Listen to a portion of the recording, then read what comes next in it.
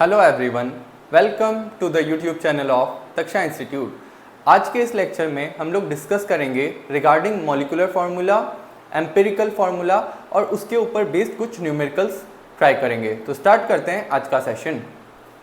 सबसे पहले अगर मैं बात करूं मॉलिक्यूलर फार्मूला की, तो it represents the actual number of atoms of various elements present in a molecule of a compound. तो किसी भी कंपाउंड के एक मॉलिक्यूल में जो वेरियस एलिमेंट्स प्रेजेंट होते हैं उनके कितने कितने एटम्स वहाँ पे मौजूद होंगे, उसी के बारे में हमें कौन बताती है?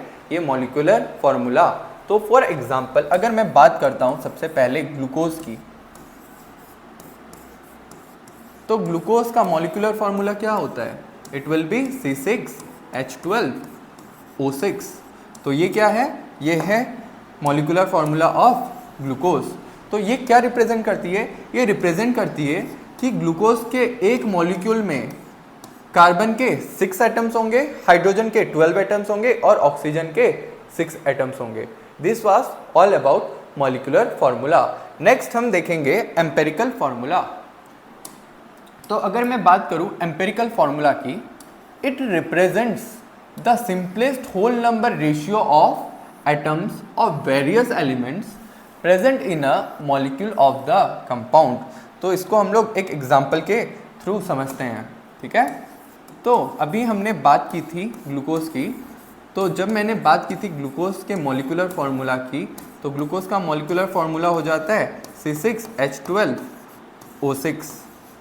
तो ग्लूकोज में मैं कह सकता हूँ कि 6 कार्बन एटम्स हैं, 12 हाइड्रोजन एटम्स है और 6 ऑक्सीजन एटम्स है।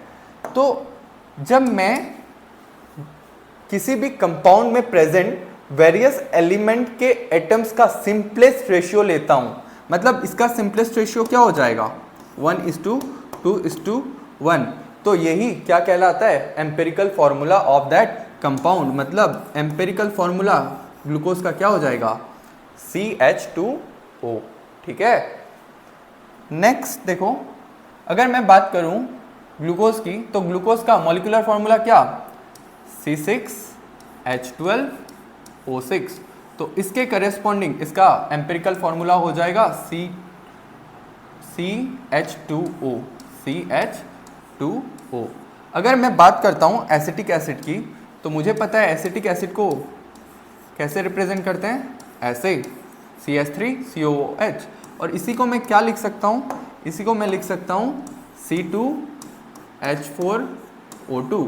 तो बताओ इसका एम्पिरिकल फार्मूला क्या हो जाएगा? तो सिंपलेस्ट रेशियो क्या हो जाएगा? देखो 1:2:1। तो CH2O। वैसे ही अगर मैं बात करता हूँ मीथेन की, तो मीथेन का मॉलिक्यूलर फार्मूला क्या? CH4। अच्छा, यहाँ पे एम्पिरिकल फार्मूला क्या होगा? तो सिंपलेस्ट रेशियो निकाल लो कार्बन का और हाइड्रोजन का, 1:4। तो ये ऑलरेडी सिंपलेस्ट है, ये ऑलरेडी सिंपलेस्ट है। इससे ज़्यादा हम लोग सिंपलेस्ट रेशियो नहीं ले सकते।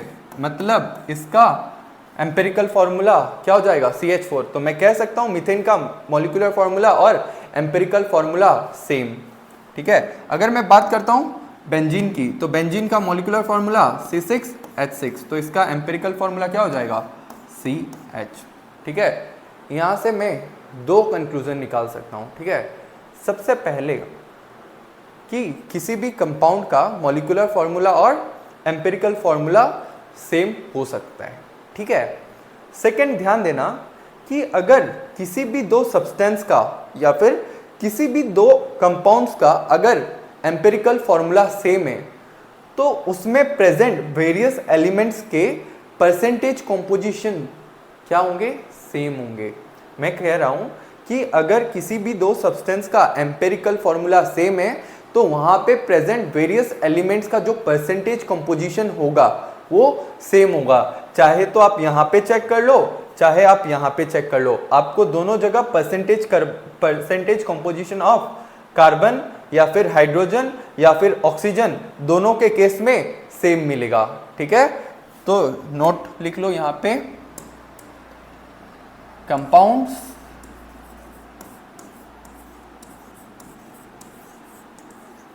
having same empirical formula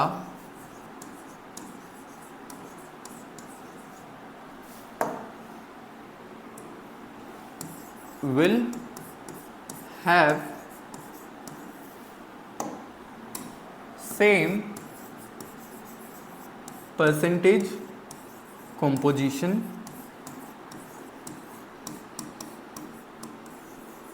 of various elements। ठीक है, ठीक है। Next, relations between molecular formula and empirical formula. यहाँ पे आ जाओ। तो अभी हमने मॉलिक्यूलर फॉर्मूला से एम्पिरिकल फॉर्मूला डिराइव किया था, तो क्या मैं एम्पिरिकल फॉर्मूला से मॉलिक्यूलर फॉर्मूला डिराइव कर सकता हूँ? बिल्कुल। तो जब मैं एम्पिरिकल फॉर्मूला से मॉलिक्यूलर फॉर्मूला डिराइव करूँगा तो किस तरह से कर सकता हूँ? तो देखो, यहाँ पे 6, यहाँ पे कितने कार्बन के एटम्स है? 1, और यहाँ पे 6। तो क्या मैं यहाँ पे 6 मल्टीप्लाई कर देने से मेरे को ये मिल जाएगा? बिल्कुल। अगर मैं इस एम्पिरिकल फॉर्मूला को 6 से मल्टीप्लाई कर देता हूँ तो मुझे मॉलिक्यूलर फॉर्मूला मिल जाएगा किसका? ग्लूकोज का। तो मैं कह सकता हूँ molecular formula equals to n into empirical formula.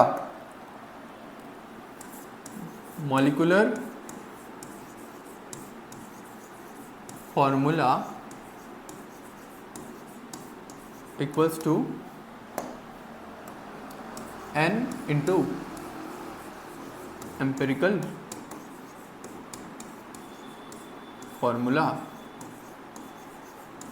ठीक है,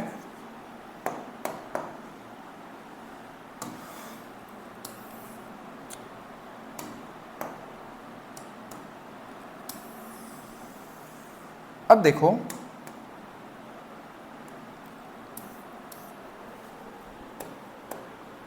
यहां पे मैं 6 मल्टीप्लाई कर देने से मुझे ये मिल जाएगा।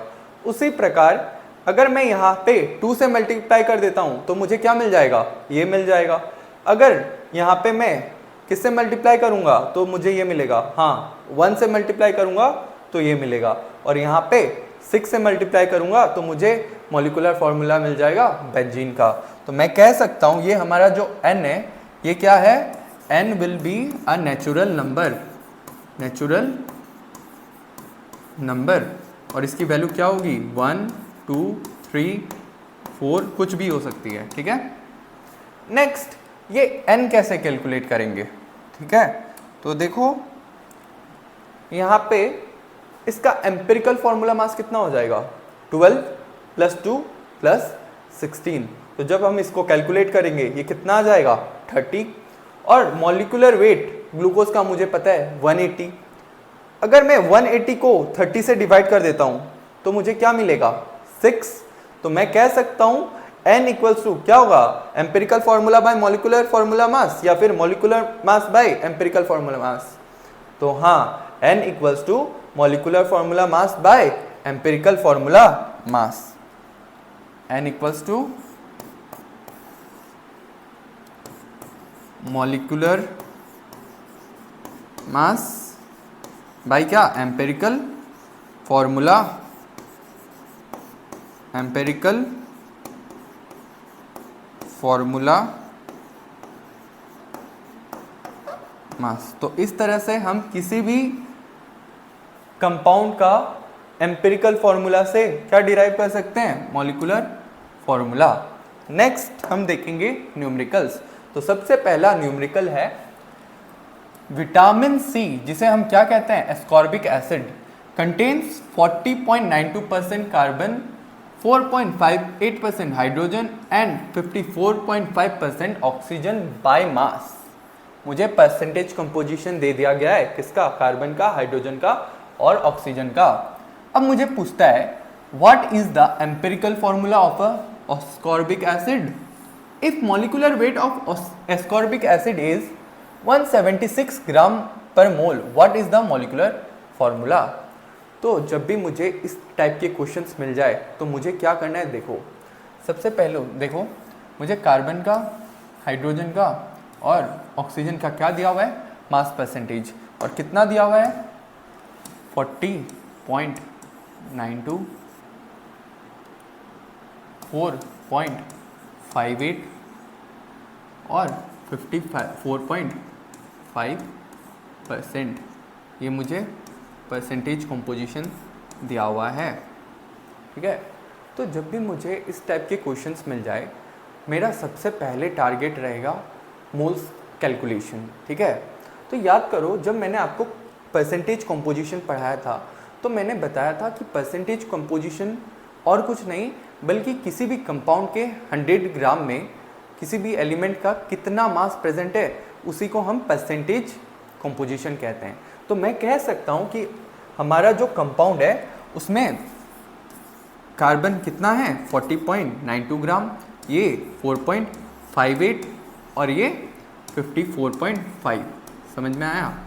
अब मुझे सबसे पहले मेरा टारगेट क्या रहेगा कि सबसे पहले मैं मोल कैलकुलेट कर लूँ। तो सबसे पहले एक बात बताओ कि जब भी मेरे को एटॉमिक मास दिया हुआ है तो मैं मोल कैसे कैलकुलेट करता हूँ, डिवाइडेड बाय एटॉमिक मास। तो कार्बन का कितना हो जाएगा 12, ये कितना हो जाएगा हाइड्रोजन का 1 और इसका 16, ठीक है। तो जब मैं इसको कैलकुलेट करता हूँ तो क्या आ जाएगा 3.4, 4.58 और 3.4। तो ये तो मुझे पहला क्या मिल गया, मोल्स मिल गया। अब मुझे क्या करना है, मुझे अगर ये डेसिमल में मिलते हैं तो मुझे इसका सिंपलेस्ट होल नंबर रेशियो निकालना है। क्या निकालना है, सिंपलेस्ट होल नंबर रेशियो। तो अगर मेरे को इसका सिंपलेस्ट होल नंबर रेशियो निकालना है तो मैं क्या करूँगा कि यहाँ पे प्रेजेंट हर एक को मैं यहाँ पे प्रेजेंट सबसे छोटे नंबर से डिवाइड कर दूंगा। तो जब मैं इसको सबसे छोटे नंबर से डिवाइड करता हूँ तो क्या आ जाएगा, अगर मैं इसको किससे डिवाइड कर दूंगा 3.4 बाई 3.4, 4.58 डिवाइड बाई 3.4 और ये क्या आ जाएगा 3.4 बाई 3.4। तो जब मैं इसको कैलकुलेट करूंगा ये क्या आ जाएगा 1.33 1। अभी भी ये सिंपलेस्ट नहीं मिला, अभी भी ये किस में है, डेसिमल में है। तो मुझे इसको सिंपलेस्ट होल नंबर में कन्वर्ट करना है। तो जब मैं इसको सिंपलेस्ट होल नंबर में कन्वर्ट करूंगा, मैं क्या करूंगा, इसको सिंपलेस्ट होल नंबर में कन्वर्ट करने के लिए यहाँ पे मैं 3 से मल्टीप्लाई कर दूंगा। तो जब मैं इसको 3 से मल्टीप्लाई करता हूँ तो क्या आ जाएगा, देखो ये आ जाएगा, ये आ जाएगा 3, ये कितना आ जाएगा 4 और ये कितना आ जाएगा 3, ठीक है। तो इस तरह से मुझे क्या मिल गया, सिंपलेस्ट होल नंबर रेशियो। और बच्चों याद करो, सिंपलेस्ट होल नंबर रेशियो किसको रिप्रेजेंट करता है, हाँ simplest whole number ratio empirical formula को रिप्रेजेंट करता है। तो मैं कह सकता हूँ कि एम्पिरिकल फॉर्मूला एस्कॉर्बिक एसिड का क्या हो जाएगा, it will be C3H4O3। ये था एम्पिरिकल फॉर्मूला, ठीक है। अब मुझे निकालना है मॉलिक्यूलर फॉर्मूला। मॉलिक्यूलर फॉर्मूला तो मुझे पता है मॉलिक्यूलर फॉर्मूला क्या होता है, N इंटू एम्पिरिकल फॉर्मूला। अब मुझे क्या कैलकुलेट करना है, N कैलकुलेट करना होगा, तभी मैं मॉलिक्यूलर फॉर्मूला की तरफ मूव कर सकता हूँ। तो जब मैं बात करता हूँ N की, तो N कैसे कैलकुलेट करूँगा, molecular mass by empirical formula mass.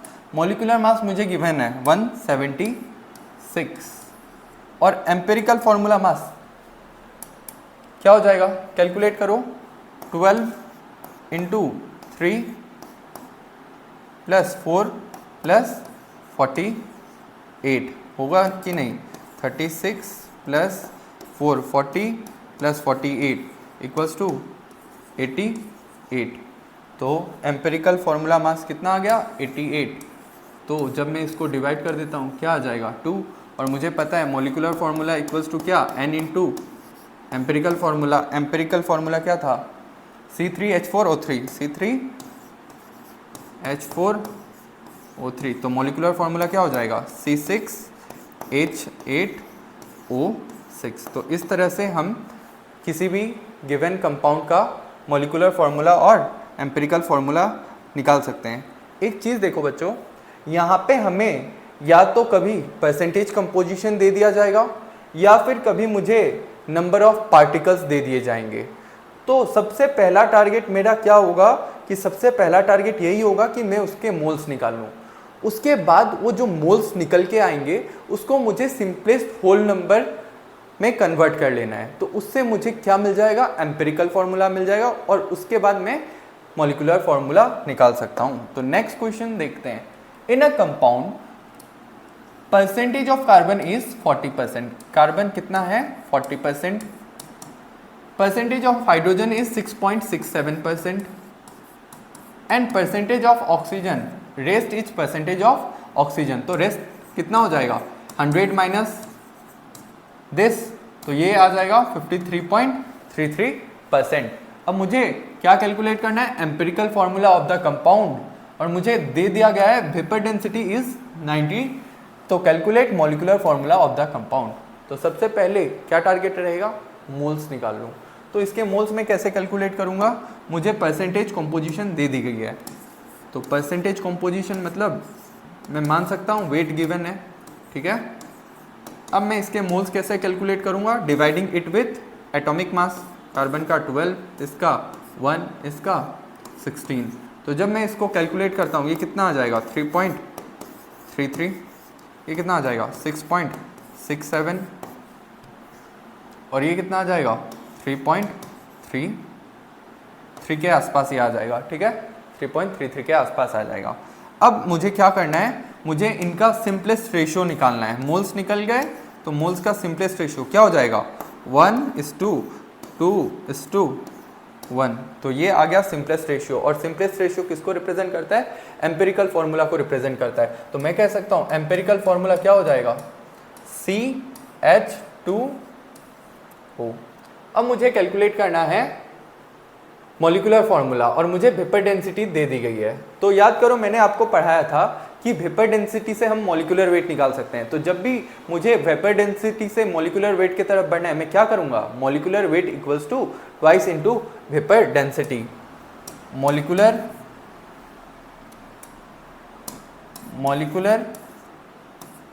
Wait equals to twice into vapour density. तो मुझे वेपर डेंसिटी गिवन है 2 इंटू 90 कितना हो जाएगा, 180, ठीक है। ये आ गया मेरा मॉलिक्यूलर वेट।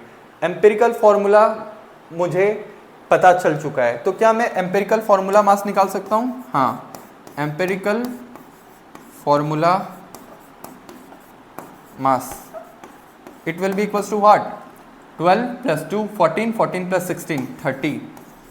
तो इससे मेरे को क्या मिल जाएगा, n की वैल्यू कितनी हो जाएगी, 180/3 इक्वल्स टू 6। अब मॉलिक्यूलर फार्मूला क्या होता है, n into empirical formula. n आ गया 6 और एम्पेरिकल फार्मूला कितना था, CH2O। तो यहाँ पे क्या हो जाएगा, ये C6H12O6 ये हो जाएगा मॉलिक्यूलर फार्मूला। तो इस तरह से हम किसी भी कंपाउंड के मॉलिक्यूलर फार्मूला को कैलकुलेट कर सकते हैं। Next, when 6 × 10⁻23 atoms of phosphorus are combined with 15 × 10⁻23 atoms of oxygen, determine empirical formula of the compound। मुझे कहा गया है कि मैंने दो एलिमेंट्स को कंबाइन किया है, दो एलिमेंट के एटम्स को, एक तो फॉस्फोरस के एटम्स को, एक ऑक्सीजन के एटम्स को।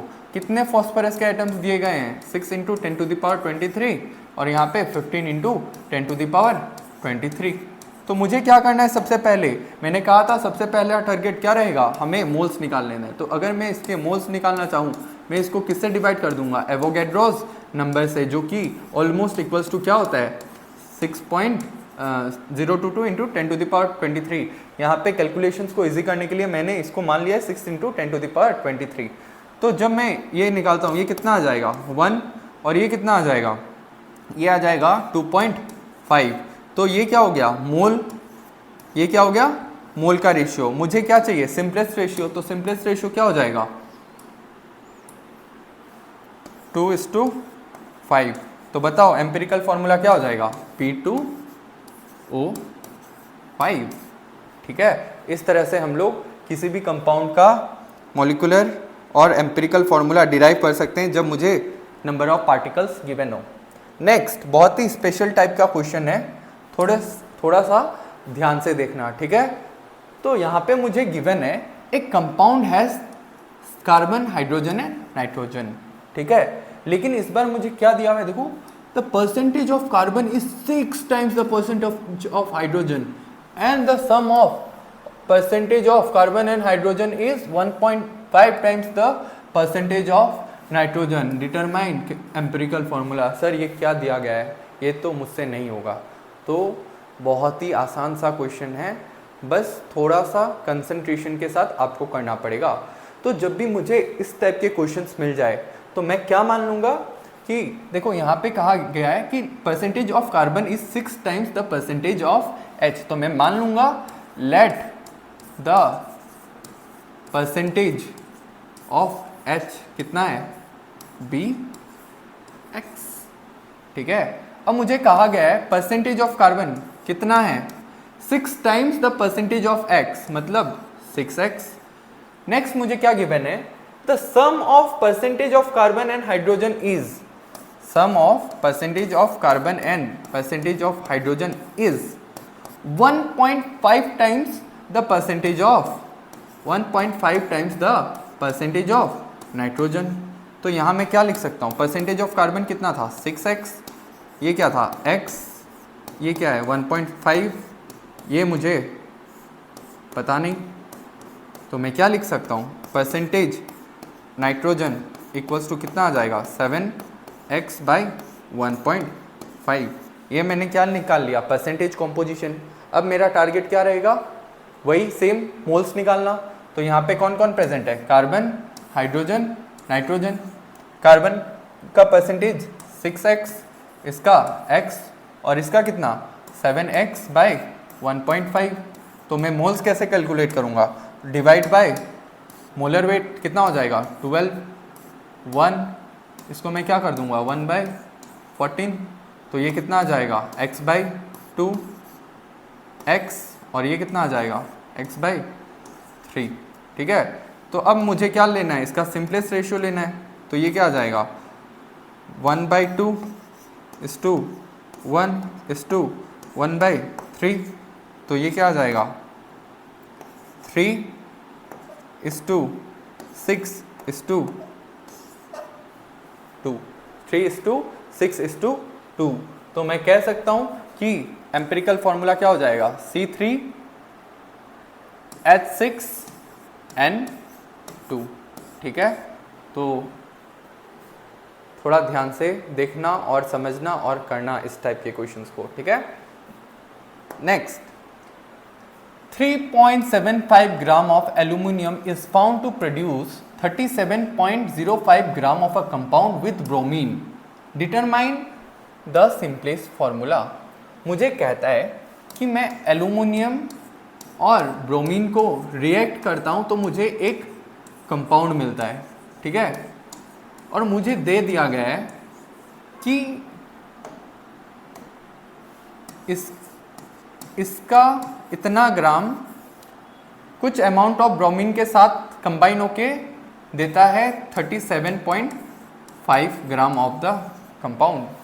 तो क्या मुझे यहाँ से ब्रोमीन का मास मिल जाएगा, मिल जाएगा। कैसे, दिस माइनस दिस, ठीक है। तो ये कितना हो जाएगा 33 पॉइंट कितना हो जाएगा बताओ 33 पॉइंट, कैलकुलेट कर लेते हैं 37.05 3.75 03 33, तो ये हो जाएगा 33.30, ठीक है ग्राम।